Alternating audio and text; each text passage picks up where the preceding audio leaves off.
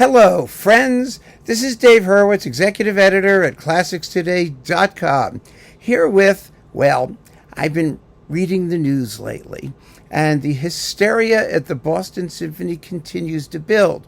Apparently, at Tanglewood now, people wear little red flowers to support Andris Nelsons, and management has told people that they can't wear little red flowers or they'll be asked to leave Tanglewood.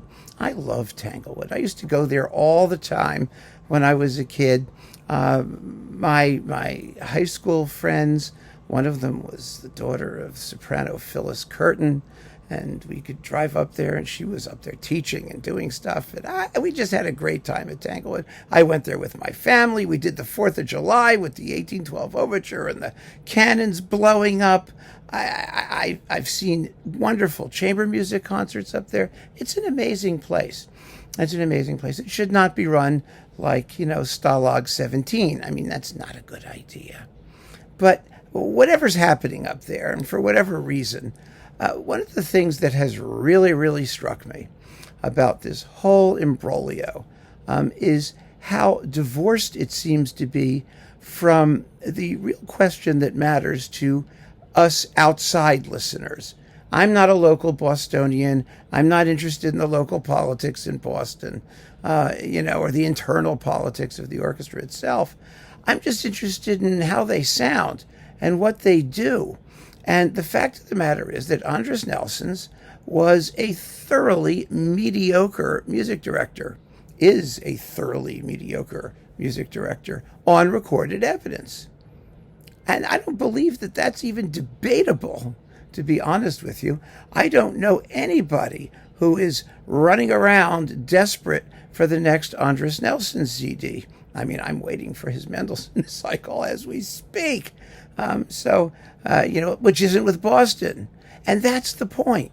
That's the point. I read these statements by both the orchestra and by partisans of Nelsons. It's as if this guy matters. How is it possible that anybody, good or bad, forget how good he is, who spends 16, 20 months a year with his alleged orchestra, of which he is the alleged music director, is in a position to direct anything, to do anything meaningful?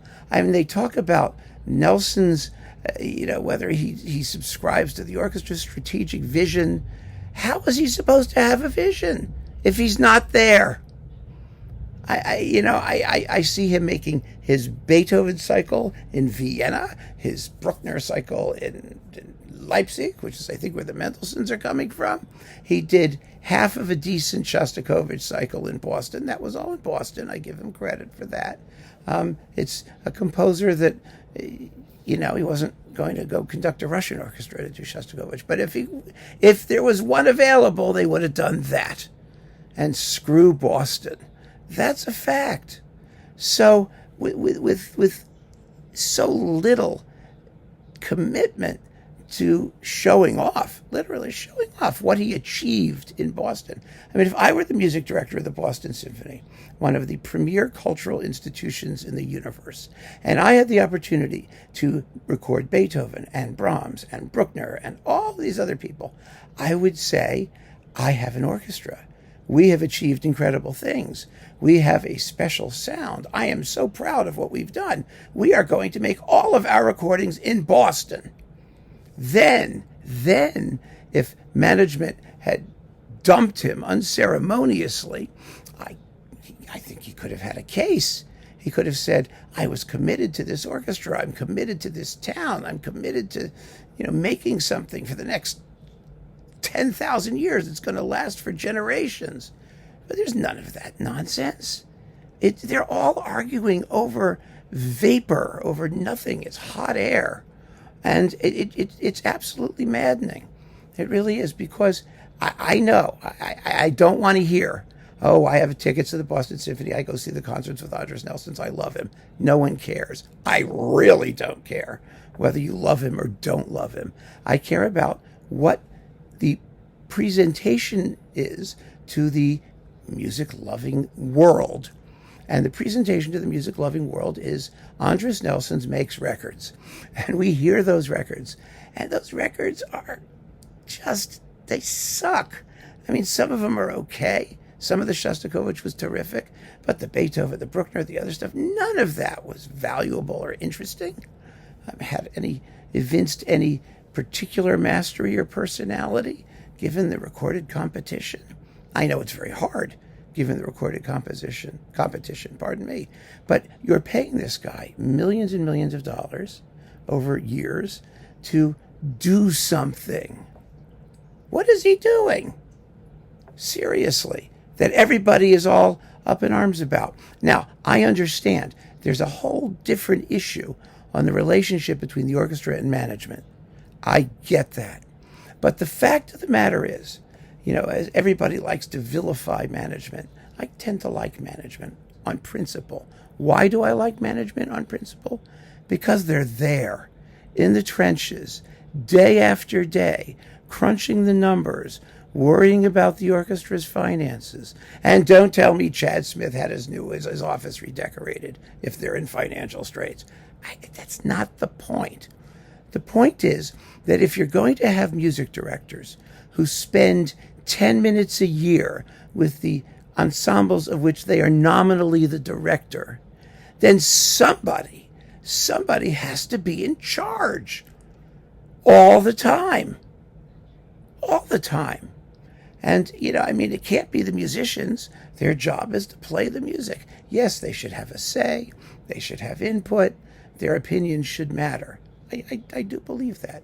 But not more than the people who are charged with preserving the institution and running the institution and overseeing the finances of the institution. I just don't even understand how this is an argument. You may not like what management does. Management may be terrible. They may destroy an institution. That's absolutely a possibility. But getting rid of Andris Nelsons and angering the orchestra is not destroying the institution. And the fact of the matter is that if they do destroy the institution, well, that was their prerogative. I mean, that was their job. If they do it badly and the orchestra tanks, it's a pity. I feel bad about it. I really do. But the structure of how these people operate and how it has to operate is not up for debate.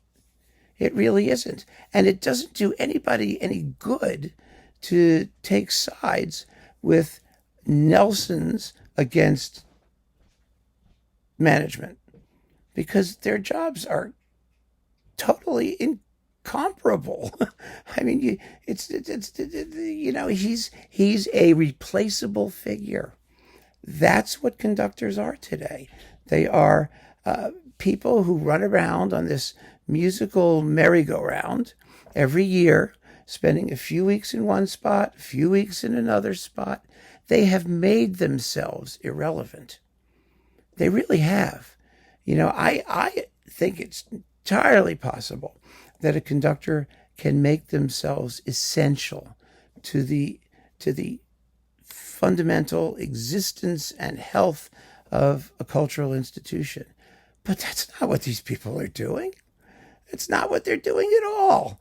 And so for there to be all of this mishigas about whether people wear flowers at Tanglewood or what it's all happening in an artistic vacuum.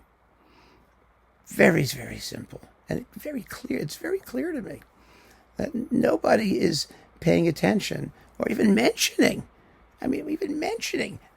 The one thing that matters, which is how great the music sounds. I mean, that's the only thing I care about.